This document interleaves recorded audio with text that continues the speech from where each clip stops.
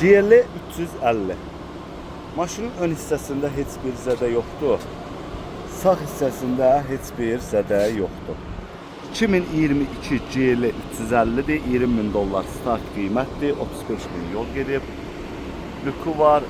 117-ci maşındır. Maşın çox gözəl maşındır.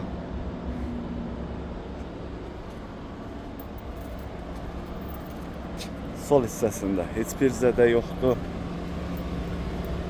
Tam zədəsiz maşın, heç bir xərc tələb etmir.